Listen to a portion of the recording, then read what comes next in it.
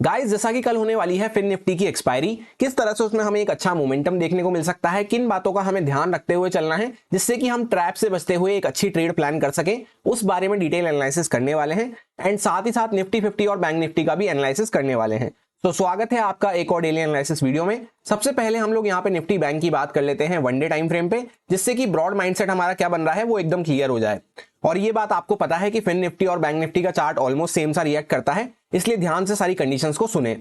Weekly analysis में जब हम मिले थे तब मैंने आपसे एक सिंपल सी बात कही थी निफ्टी 50 और बैंक निफ्टी में कि यहाँ पे एक पियर्सिंग कैंडल पैटर्न बनता हुआ नजर आ रहा है, जहां पे एक नीचे की साइड का अच्छा मूव हुआ है, एक ऊपर की साइड का अच्छा मूव हुआ है। जनरली इस टाइप की जब भी दो कैंडल्स हमें देखने को मिलती है, नेक्स्ट जो हमारी कैंडल बनती है वो काफी छोटी कैंडल हमें देखने को मिलती है, जहां पे ड्यूरिंग द इंट्राडे कोई अच्छा मूव हमें होता हुआ नजर नहीं आता है। और पास्ट के कुछ एग्जांपल्स भी मैंने आपको शेयर किए थे निफ्टी 50 के चार्ट पे। एग्जैक्टली कट कॉपी पेस्ट आप चेकआउट करेंगे तो आज के दिन एक छोटी सी कैंडल बनती हुई हमें नजर आई है, क्योंकि ऊपर नीचे के दोनों अच्छे मूव हो जाने के बाद यहाँ पे कोई बड़े मूव का स्कोप नहीं बचता है। यही मैंने आपसे डिस्कस किया था। तो आज के दिन इंट्राडे में हमें कोई ज्यादा अच्छा मूव देखने को नहीं मिला।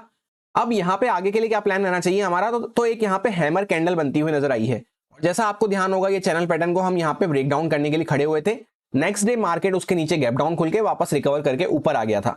तो अग्रेसिव होके हम सेलिंग के लिए तो नहीं प्लान कर सकते, क्योंकि यहाँ पे मार्केट में अच्छा मौका था सेलर्स के पास नीचे ले जाने का। पर मार्केट गैप डाउन खुलने के साथ वापस से रिकवर करता हुआ नजर आया, जो कि ये हमें शो करता है कि बायर्स अभी भी ग्रिप संभालते हुए नजर आ रहे हैं। तो यही हमने वीकली एनालिसिस में भी डिस्कस किया था कि यहाँ पे अग्रेसिव होकर हम शॉर्ट प्लान नहीं कर सकते।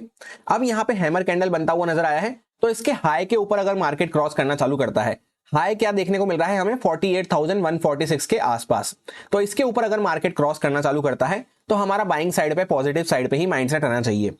सेलिंग के लिए हम जब प्लान कर सकते हैं, फर्स्ट साइन तो हमें जब मिलेगा जब मार्केट ये जो आज का लो लगाया है 47,600 के आसपास, इसके नीचे आना चालू करता है, क्योंकि पहले वाली कैंडल यहीं पे रेजिस्टेंस लेके खड़ी हुई थी, अभी हम इस पे सपोर्ट लेके खड़े हुए हैं। तो यहाँ पे फर्स्ट साइन हमें लगना चालू होगा, और एक्चुअल वीकनेस हमें जब भी देखने को मिलेगी जब मार्केट 47,200 वगैरह के नीचे कुछ जाना चालू करता है, जहां पे ये जो बड़ी सी कैंडल लगी हुई है इसके भी 50-60% लेवल के नीचे हम निकलना चालू कर देंगे। तो इसके नीचे ही हम यहाँ पे अग्रेसिव होकर सेलिंग के लिए प्लान कर सकते हैं। फिलहाल अगर आप देखेंगे तो हम यहाँ पे ऊपर से नीचे आए, नीचे से वापस एकदम यहाँ पे बीच में हम सेंटर में खड़े हुए हैं, ना ज्यादा ऊपर है ना ज्यादा नीचे है, ना ब्रेकआउट के पास है ना कोई ब्रेकडाउन के पास है, और ना ही सपोर्ट रेजिस्टेंस के आसपास हम देखने को मिल रहे हैं। तो बीच में यहाँ पे मार्केट थोड़ा सा कंफ्यूज ही बना रहेगा जब तक कि मार्केट कोई अच्छे से स्ट्रेंथ के साथ ऊपर जाना चालू नहीं करता है। अब 15 मिनट टाइम फ्रेम पे हम आ चुके हैं एग्जैक्ट इंट्राडे कंडीशंस को समझने के लिए। सबसे पहले वीकली एनालिसिस में मैंने आपको यही प्लान शेयर किया था कि यहाँ पे प्रॉपर एक वी शेप रिकवरी होती हुई नजर आई है। तो जब भी वी शेप रिकवरी होती है तो इसके बाद मार्केट यहाँ पे साइडवेज बिहेव करने लगता है।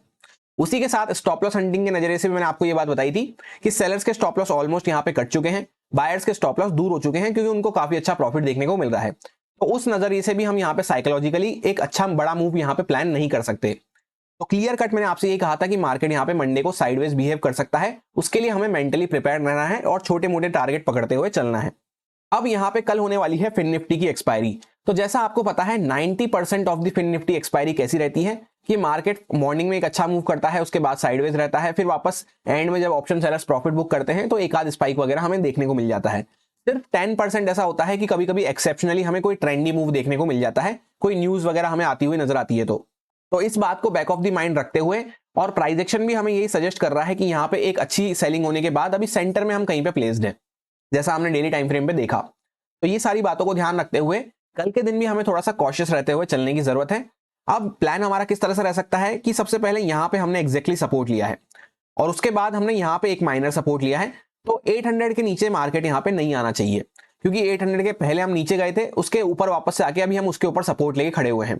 तो 800 के नीचे अगर कुछ प्राइस आना चालू करता है तो यहाँ पे थोड़ा सा वीकनेस बढ़ना चालू होगी, फिर उसमें हम सेलिंग साइड पे थोड़ा सा प्लान रख सकते हैं। क्योंकि यहाँ पे एक अच्छा स्ट्रेच लेने के बाद आज मार्केट गैप अप खुला, नीचे आया, क्लोजिंग प्राइस का एग्जैक्टली सपोर्ट लेके और यहाँ पे 800 के आसपास सपोर्ट लेके खड़ा हुआ है।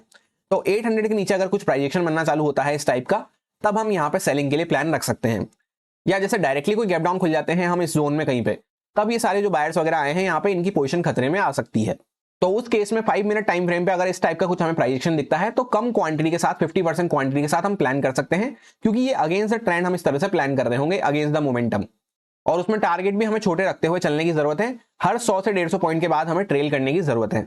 अब सपोज मार्केट फ्लैट खुल जाता है या डायरेक्टली कोई गैप अप खुल जाता है, तो उस केस में हमारा बाइंग साइड पे प्लान रहना चाहिए, क्योंकि एग्जैक्टली मार्केट ने यहाँ पे 48,000 के आसपास रेजिस्टेंस लिया है। तो सही लेवल के आसपास यहीं कहीं पे खुलते हैं और 48,000 को मार्केट ब्रेकआउट करना चालू करता है, तो उसके बाद हमारा बाइंग पे प्लान रह सकता है। या डायरेक्टली मार्केट इसके ऊपर गैप अप भी खुल जाता है, तो मार्केट इस लेवल को हाई को ब्रेक करते ही हमारा बाइंग साइड पे प्लान रहना चाहिए। ऐसा इस वजह से है क्योंकि यहाँ पे एक अच्छी सेलिंग होने के बाद मार्केट ऊपर जाना चालू किया है और क्लोजिंग प्राइस वगैरह को भी अच्छे से सस्टेन करते हुए प्राइस एक्शन हमें अपसाइड का देखने को मिल रहा है। तो अगर फ्लैट खुल जाते हैं तो 48,000 को क्रॉस करते ही पहला टारगेट हमारा इस लेवल के आसपास तक का हो सकता है। फिर यहाँ पे हमें ट्रेल करने की जरूरत है या फिर कुछ क्वांटिटी बुक कर सकते हैं। फिर इसको भी मार्केट क्रॉस करता है तो और बाइंग साइड पे हमें मूव देखने को मिल सकता है। जहां पे यहाँ पे एक गैप वगैरह भी पड़ा हुआ है, इसको भी मार्केट फुल करता है तो यहाँ पे एक अच्छा मूव मिल सकता है। ये सारे कुछ इंपॉर्टेंट लेवल्स रहेंगे जिन पे मैं ट्रेडिंग करते टाइम फोकस रखूंगा। 48,200 का लेवल है, यहाँ पे 47,625 का लेवल है, 47,381 के आसपास लेवल है, उसके बाद 47,000 का साइकोलॉजिकल लेवल निकल के आता है, उसके बाद 48,500 का लेवल है और उसके ऊपर 48,677 के आसपास एक लेवल हमें देखने को मिल रहा है। 48,500 का साइकोलॉजिकल लेवल भी है और साथ के साथ ये गैप भी हमें यहीं पे फुलफिल होता हुआ नजर आएगा। एक लाइन में सिंपल सा प्लान रहेगा कि प्राइस एक्शन यहाँ पे अच्छा खासा बाइंग साइड पे हमें देखने को मिल रहा है। तो जब तक कुछ इस टाइप का प्राइस एक्शन नहीं मिलता है या फिर कोई मेजर लेवल्स को मार्केट ब्रेक डाउन करना चालू नहीं करता है, स्लो एंड स्टडी मार्केट ऊपर की साइड पे बढ़ता रहेगा। तो जहां पे भी अच्छा बाइंग का हमें प्राइस एक्शन दिखता है वहां पे हम बाइंग साइड पे फोकस रख सकते हैं। जैसे यहां से एक अच्छा मूव निकला है, अभी मार्केट थोड़ा यहाँ पे रेस्ट ले रहा है, वापस से ऊपर निकलता है तो हमारा बाइंग साइड पे धीरे धीरे करता हुआ मार्केट ऊपर जा सकता है। अब फिन निफ्टी के चार्ट को हम चेकआउट करते हैं तो कल इसकी एक्सपायरी होने वाली है। सबसे पहले वन डे टाइम फ्रेम पे यहाँ पे भी सेम टाइप का ही प्राइस एक्शन है कि यहाँ पे एक चैनल पैटर्न बनता हुआ जा रहा था जिसको मार्केट ने ब्रेकआउट करा पर हम सस्टेन नहीं कर पाए। अभी वापस से हम उसी लेवल के आसपास आ चुके हैं जहां पे चैनल पैटर्न की हायर साइड हमें देखने को मिल रही है। तो मार्केट कल के दिन इसका हाई क्रॉस करता है तो हमारा बाइंग साइड पे ही माइंडसेट रहना चाहिए, क्योंकि यहाँ पे काफी अच्छी बड़ी कैंडल बनती हुई नजर आई है। उसके बाद अभी हम हायर साइड पे अपने आप को सस्टेन कर रहे हैं। तो सेलिंग के लिए तो एज सच यहाँ पे कोई भी वीकनेस का साइन अभी हमें देखने को नहीं मिल रहा है। और यू भी अगर हम प्राइस एक्शन को चेकआउट करते हैं तो ऊपर से हम सेलिंग में आए, यहाँ पे एक बार मार्केट ने ऊपर जाने का कोशिश करा, ग्रीन कैंडल बनाई, वापस से सेलर्स एक्टिवेट होते हुए नजर आए, फिर वापस एक शार्प कैंडल हमें देखने को मिल रही है। तो ये advance double bottom type of pattern आपको यहाँ पे देखने को मिल रहा होगा। इस तरह का कुछ आपको यहाँ पे स्ट्रक्चर देखने को मिल रहा होगा जहां पे एक बॉटम उसके भी नीचे आके पिछले वाले बॉटम को अंडरकट करके इस तरह से वापस ऊपर गया है। तो एडवांस डबल बॉटम पैटर्न इसको कहते हैं, वो यहाँ पे आपको देखने को मिल रहा होगा। तो अभी फिलहाल जहां पे हम खड़े हुए हैं हैमर कैंडल वगैरह भी बनती हुई नजर आई है। यहाँ पे अग्रेसिव होकर हम सेलिंग के बारे में तो नहीं सोच सकते। भले ही यूं कह सकते हैं हम कि सेंटर में अभी हम खड़े हुए हैं तो धीरे धीरे करते हुए बाइंग का स्लो मोमेंटम हमें देखने को मिलेगा, पर न्यूट्रल टू बाइंग साइड पे ही हमारा माइंडसेट रहना चाहिए। जब तक कि कोई इंपॉर्टेंट लेवल्स वगैरह ब्रेक डाउन नहीं होते हैं, एटलीस्ट मार्केट 21,000 वगैरह के नीचे राउंड नंबर लेवल के नीचे आना चालू नहीं करता है या फिर लोअर टाइम फ्रेम पे इस टाइप के प्राइजेशन बनना चालू नहीं होते हैं, तब तक हमारा mindset neutral to buying side पे रह सकता है। 15 मिनट टाइम फ्रेम पे चेकआउट करते हैं तो सेम बैंक निफ्टी जैसा ही पैटर्न है कि यहाँ पे सेलिंग में हम बने हुए थे, उसके बाद शार्प रिकवरी दिखा के अभी यहाँ पे जैसा मैं आपसे कह रहा था कि ये एडवांस डबल बॉटम पैटर्न आपको देखने को मिल रहा होगा, इसी के हायर साइड पे हम यहाँ पे सस्टेन कर रहे हैं। तो अगर डायरेक्टली कुछ गैप डाउन खुल जाएगा या फिर मार्केट इस लेवल के नीचे आना चालू करता है, तभी हमें सेलिंग का कुछ साइन मिलना चालू होगा। कौन सा लेवल है ये? 21,200 के आसपास। इस जोन के आसपास कहीं पे मार्केट गैप डाउन खुल जाता है डायरेक्टली या इसको ब्रेक डाउन करना चालू करता है, इस टाइप का प्राइजेशन दिखता है 5 मिनट टाइम फ्रेम पे, तभी हम यहाँ पे कम क्वांटिटी के साथ शॉर्ट के लिए प्लान कर सकते हैं, क्योंकि काउंटर ट्रेंड में हम इस तरह से चल रहे होंगे। बाकी फ्लैट खुल के मार्केट ऊपर वापस क्रॉस करता है या फिर थोड़ा सा गैप अप, हल्का फुल्का गैप अप दिखता है, तो यहाँ पे हमें पॉजिटिव साइड पे एक अच्छा मोमेंटम देखने को मिल सकता है। उसको ही हमें प्लान करते हुए चलना है बाइंग साइड पे, क्योंकि यूं भी प्रोबेबिलिटी वाइज अगर हम चेकआउट करते हैं तो आज के दिन मार्केट गैप अप खुल के कंटिन्यू सेलिंग में आया, उसके बाद यहाँ पे साइडवेज टू अप साइड पे मोमेंटम करता हुआ खत्म हो गया। तो वापस से अगर हम गैप अप खुलते हैं तो वापस से सेलिंग दिखाए मार्केट, इसके चांसेस कम हो जाते हैं। तो उस केस में अगर गैप अप खुल के मार्केट कंटिन्यू निकलता हुआ जा रहा है तो हमारा बाइंग साइड पे ही प्लान रहना चाहिए, क्योंकि अगर मार्केट गैप अप खुल के सेलिंग में आएगा तो फिर यहाँ पे इस तरह से जैसे क्लोजिंग प्राइस का सपोर्ट लेके ऊपर गया, तो यहाँ पे क्लोजिंग प्राइस पे फिर हमें बाय नहीं करना है। एक बार मार्केट क्लोजिंग प्राइस को ब्रेक डाउन कर दे, फिर या तो कुछ स्ट्रेंथ का साइन दिखा रहा हो, वापस से हमें रिवर्सल देखने को मिल रहा हो, तब हम बाय कर सकते हैं, या फिर मार्केट अगर सेकंड प्राइजेशन इस तरह से बनाता है तब हम सेलिंग के लिए प्लान कर सकते हैं, क्योंकि ये सारे बायर्स की पोजीशन खतरे में आ चुकी होगी। कुल मिला के हमें सेम चीज प्लान नहीं करनी है कि मार्केट गैप अप खुलेगा, नीचे आएगा, क्लोजिंग प्राइस का सपोर्ट लेगा और वापस ऊपर जाएगा। ये सारे कुछ इंपॉर्टेंट लेवल्स रहेंगे जिन पे मैं ट्रेडिंग करते टाइम फोकस रखूंगा। 21,381 के आसपास एक लेवल है, 21,560 के आसपास रेजिस्टेंस हमें देखने को मिल रहा है, जहां पे मार्केट पहले भी ये रेजिस्टेंस फेस कर रहा था। इसके नीचे 21,500 का साइकोलॉजिकल लेवल है, 21,200 का माइनर साइकोलॉजिकल लेवल है, उसके बाद 21,000 का साइकोलॉजिकल लेवल निकल के आता है। ये साइकोलॉजिकल लेवल्स क्या होते हैं, पीएसवाई लेवल्स वगैरह क्या होते हैं, इनको किस तरह से यूज में लिया जाता है, अगर आपको नहीं पता है तो कल ही एक लर्निंग वीडियो अपलोड करी गई है मेन वाले चैनल पे, आप चाहें तो उस वीडियो को चेकआउट कर सकते हैं, जहां पे बहुत सारी इंपॉर्टेंट बातें आपको पता चलेगी। कुछ लेवल्स ऐसे होते हैं चार्ट पे जो हमें दिखते नहीं है पर उसे हमें फिर भी फॉलो करना होता है, तो उन बातों का आप ध्यान रखते हुए चल सकते हैं। अब हम आ चुके हैं निफ्टी 50 के चार्ट पे डेली टाइम फ्रेम पे। सबसे पहले बात करते हैं तो यहाँ पे भी एक चैनल पैटर्न हमें बनता हुआ नजर आ रहा था इस तरह से, और एक पियर्सिंग कैंडलस्टिक पैटर्न यहाँ पे हमने बनाया था जो कि एक बुलिश पैटर्न होता है। पर मैंने आपसे यही कहा था कि यहाँ पे दोनों साइड के एक अच्छे मूव होते हुए नजर आ चुके हैं, तो मंडे के दिन पे कोई बड़ा मूव होने के यहाँ पे चांसेस नहीं होते हैं। आप देख सकते हैं जहां पे मार्केट ओपन हुआ डॉट वहीं पे क्लोज होता हुआ नजर आया, पूरे दिन ऑलमोस्ट साइडवेज बिहेव करता हुआ नजर आया। और पास्ट के कुछ एग्जांपल्स भी हमने चेकआउट करे थे कि इस टाइप का जब भी मोमेंटम होता है पियर्सिंग कैंडल वाला या दोनों साइड का मोमेंटम, उसके नेक्स्ट डे हमें छोटा मोमेंटम ही देखने को मिलता है। सो क्या आपको ये बातें याद रही या फिर नहीं? कैसा लगा आपको एनालिसिस? अच्छा लगा हो तो एक लाइक और कमेंट ड्रॉप कर सकते हैं।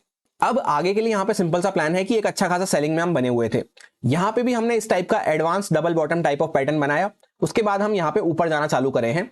अभी मार्केट एकदम यहाँ पे बीच में कहीं पे खड़ा हुआ है जहां पे पूरी सेलिंग प्रेशर के हम एकदम सेंटर में खड़े हुए हैं। इस वजह से आप देखेंगे तो यहाँ पे वैसे भी मार्केट यहाँ पे चॉपी होता हुआ नजर आ रहा है। तो जब तक हम यहाँ पे एकदम सेंटर में बीच में बने हुए हैं तब तक हम कम क्वांटिटी रखते हुए थोड़ा लेस अग्रेसिव होते हुए अगर काम करते हैं तो हमारे लिए अच्छा हो जाता है।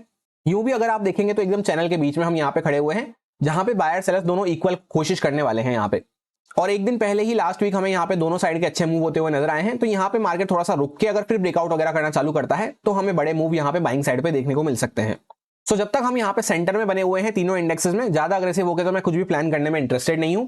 इंट्राडे में फिर भी छोटे मोटे मूव हम किस तरह से पकड़ सकते हैं उसको डिस्कस कर लेते हैं 15 मिनट टाइम फ्रेम पे। जैसा आपको देखने को मिलेगा कि यहाँ पे इस टाइप के पैटर्न की मैं बात कर रहा था, एडवांस डबल बॉटम पैटर्न इसको कहते हैं कि एक बॉटम लगाया उसको कट करके वापस से एक और बॉटम लगा के मार्केट ऊपर आ चुका है।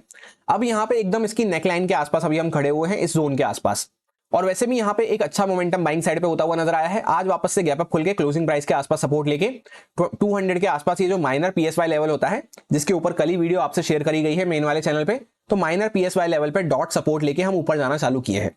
जो कल लर्निंग वीडियो आपसे शेयर करी है उसका थर्ड पॉइंट यही था, आप उसको जाके दोबारा से सुन सकते हैं जिससे कि आपके माइंड में वो फ्रेश बना रहेगा। और जिन्होंने नहीं करी है वीडियो चेकआउट, उसका लिंक आपको डिस्क्रिप्शन में मिल जाएगा या पिन कमेंट में मिल जाएगा। सो जैसा कि स्टॉप लॉस हंटिंग के नजरिए से अगर हम देखते हैं तो नीचे के बायर्स को काफी अच्छा प्रॉफिट देखने को मिल रहा है। यहाँ पे जो फ्रेश बायर्स आते हुए नजर आए होंगे, अगर डायरेक्टली मार्केट गैप डाउन खुल जाता है 250 वगैरह इस जोन के आसपास कहीं पे खुल जाता है, तब फिर ये बायर्स यहाँ पे पैनिक करना चालू कर सकते हैं और ये अपनी पोजीशन कट डाउन करते हैं तो यहाँ पे प्राइस नीचे आता हुआ नजर आ सकता है, जहां पे पीछे के बायर्स पे भी थोड़ा खतरा बढ़ सकता है। उस केस में हमें यहाँ पे थोड़ी सी सेलिंग वगैरह देखने को मिल सकती है। तो अगर गैप डाउन खुल रहा है मार्केट या थोड़ा सा हल्का फुल्का गैप डाउन खुल के नीचे निकलना चालू कर रहा है, इस जोन वगैरह के नीचे इस टाइप का प्राइजेक्शन हमें देखना चालू होता है 5 मिनट टाइम फ्रेम पे, तो हम थोड़ा सा 50% क्वांटिटी के साथ सेलिंग के लिए प्लान कर सकते हैं छोटे टारगेट्स पे ट्रेल करते हुए। और अगर फ्लैट खुलते हैं या हल्का फुल्का गैप अप खुलते हैं तो उस केस में हमारा बाइंग के लिए ही प्लान रहेगा, क्योंकि मार्केट अच्छा खासा ट्रेंड कंटिन्यू करता हुआ जा रहा है इस तरह से, तो उसी को हम फॉलो करते हुए चलेंगे।